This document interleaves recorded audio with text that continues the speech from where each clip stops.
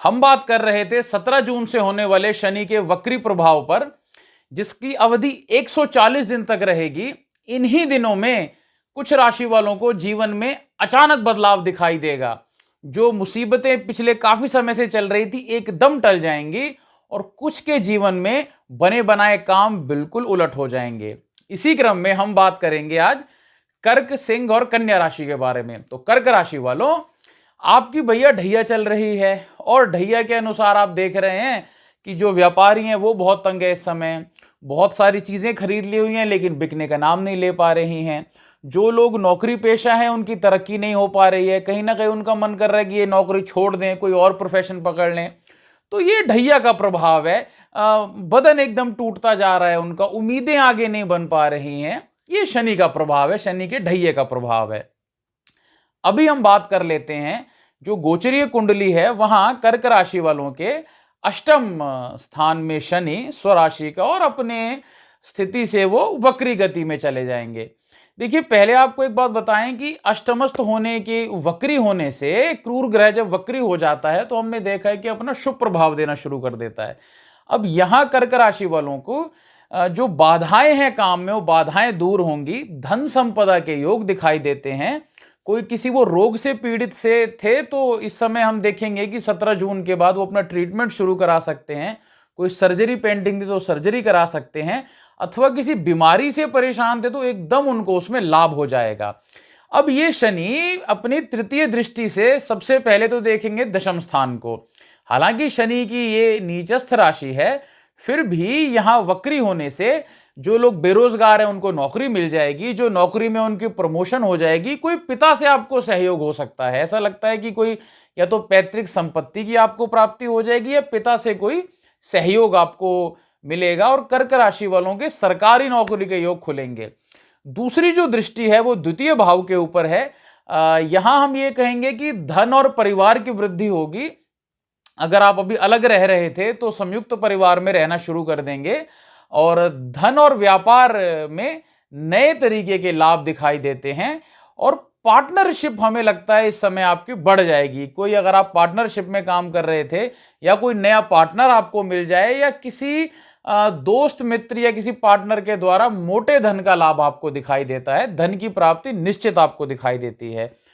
तीसरी जो दृष्टि है वो पंचम भाव में दिखाई देती है और पंचम भाव में दृष्टि होने से संतान की प्राप्ति के योग दिखाई देते हैं अथवा संतान की तरक्की के योग दिखाई देते हैं। विद्या क्षेत्र में विशेष लाभ विद्यार्थियों को होगा। जो लोग कोई हायर स्टडीज करना चाह रहे थे उनकी ये कामना पूरी होगी।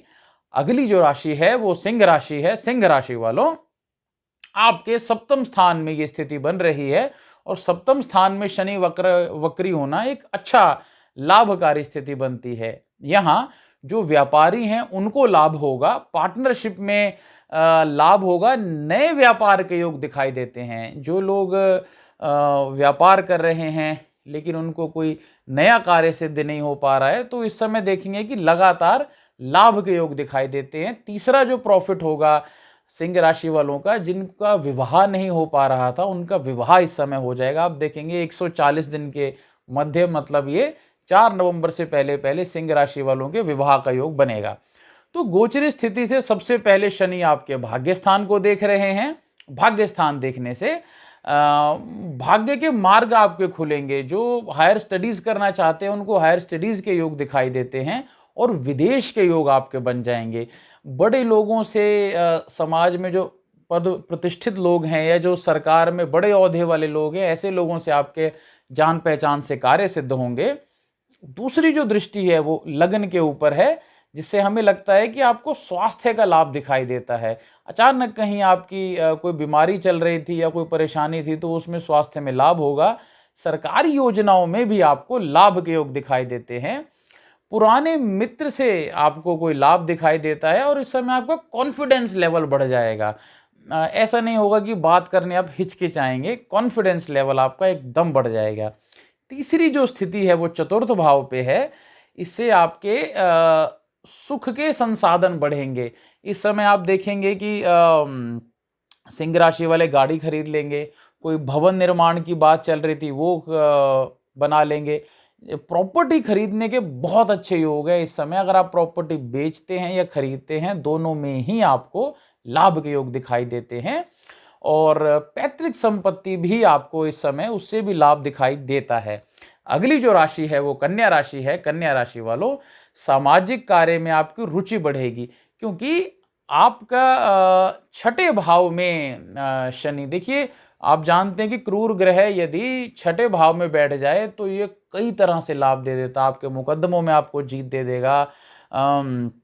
कोई आपके शत्रु आपके ऊपर हावी थे, उसमें आपको जीत दे देगा। कोई रोग से आप पीड़ित थे, एकदम बीमारी रिवर्स हो जाएगी आपकी। तो कन्या राशि वालों के लिए सही में ये, जैसे मिथुन राशि के लिए बहुत अच्छा है ये वक्रत्व शनि का, इसीलिए कन्या राशि वालों के लिए भी हमारा मानना है कि बहुत लाभकारी रहेगा ये। अब यहाँ होगा क्या, तो पहले तो सामाजिक कार्यों में आपकी रुचि बढ़ेगी, रोग ऋण शत्रुओं पर आपकी विजय होगी। अब यहाँ से पहले तो वो अष्टम स्थान में देख रहे हैं, जो कि अचानक धन लाभ दे देगा आपको इन्हीं 140 दिनों के भीतर। कोई आपको लॉटरी जितवा दे, कोई शेयर मार्केट में आपको लाभ करा दे, कोई सट्टा आदि में आपको एकदम मतलब लाभ दे देगा। सच बात यह है कि ऐसे काम में लाभ दे देगा जिसमें आपने कोई फिजिकली मेहनत नहीं की है, अचानक पैसे के योग बनते हैं। दूसरी जो दृष्टि है वो द्वादश भाव पर रहेगी।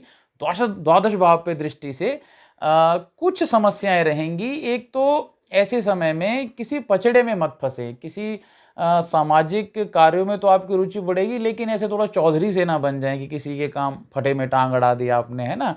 लेकिन इसी के साथ ही आप देखेंगे कि फिजूल खर्चे भी आपके बढ़ेंगे इस समय। नींद की आपको समस्या रहेगी, लेकिन जो लोग फॉरेन का काम करते हैं, कोई विदेशी कंपनियों में काम करते हैं, उनको निश्चित रूप से लाभ दिखाई देता है। तीसरी जो दृष्टि है वो तृतीय भाव में दिखाई देती है, जहाँ की आपके भाइयों से विवाद के योग दिखाई देते हैं, लेकिन नौकरी में आपको तरक्की मिलेगी। और कई ऐसे कार्य जो पिछले काफी समय से रुके हुए थे कन्या राशि वालों के, वो इस समय निश्चित रूप से हो जाएंगे। एक बात दोस्तों आपको ये कहेंगे कि वक्री का फल कई बार बड़ा अनप्रिडिक्टेबल फल होता है। जिनकी कुंडली में इस समय ये कर्क, सिंह और कन्या राशि वालों की अरिष्ट ग्रहों की दशाएं चल रही हैं, उनके लिए ये फल विपरीतकारी भी हो सकता है। हालांकि ऐसा नहीं कर देगा कि आपको बहुत ज्यादा परेशान कर दे। जय विधि माता, जय महादेव।